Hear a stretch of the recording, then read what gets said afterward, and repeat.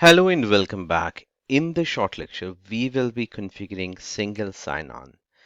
So we have already configured Microsoft Entra installation in the previous two lectures. Also, we configured hybrid Entra. Now it's time for us to configuring the user logon options as a single sign-on. So in my case, I'll just open up Microsoft Entra AD Connect tool and then click on change user sign in. So this is where you have an option. So you just have to enter your Microsoft Entra global admin details so that they have full permissions to perform this activity or hybrid admin. If prompted, use your multi-factor authentication and complete the multi-factor authentication. And once you've completed multi-factor authentication, it actually opens up sign-in option. So you have here password hash synchronization as well as uh, PTA, that's the password through authentication. So you could choose any of them. There are advantages and disadvantages. You could check definitely the article which I linked up here within the resource lecture. And for sure, you just have to select here the enable single sign-on and click on next. That way, it would be no configure. I did explain earlier.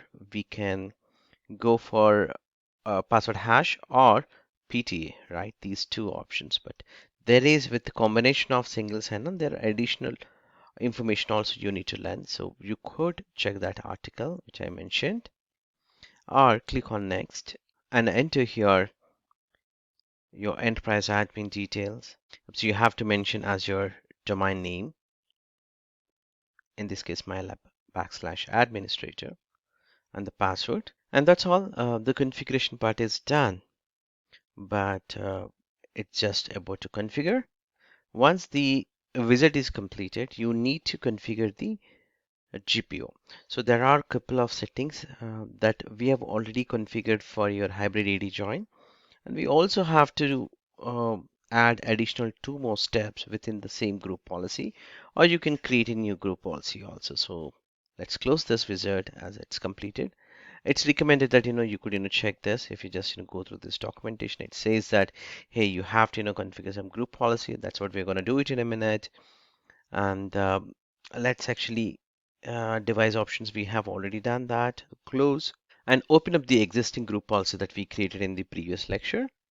And I'll navigate to the same group policy from the policies, administrative templates, Windows components, Internet Explorer, and Internet Control Panel.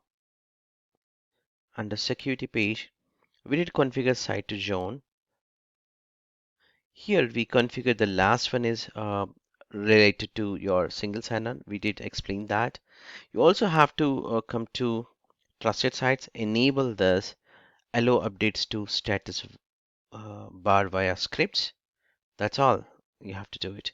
So now you're good to go. But for the user related, there's additional policy also to be enabled with the HTTP specific configuration as a registry preference. So for that, you can go to preferences, registries, create a new registry key and choose as a HKCU and the registry path here, software, Microsoft, Windows current version, and then Internet Explorer.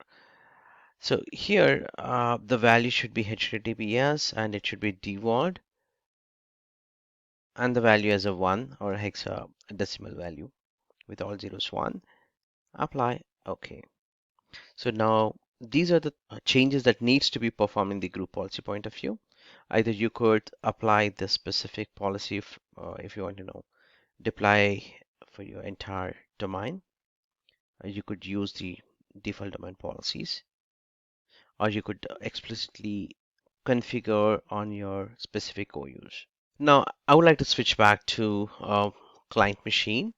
And you see here, I just wanted to run GP update /force. And also I logged off and log in back. And I should be able to open now Microsoft and Microsoft Edge browser. And it should work for us. without any problem. You could also check for the days like CMD status to find out PTR. We could see that as your ADP PRT record is already available and the update time and expiry. Let's open up my apps.microsoft.com. And you see here, this is related to MFA. Since I did not configure for this user MFA, I can click on later. It did not ask for my user ID, password, anything. It's straightforward logged into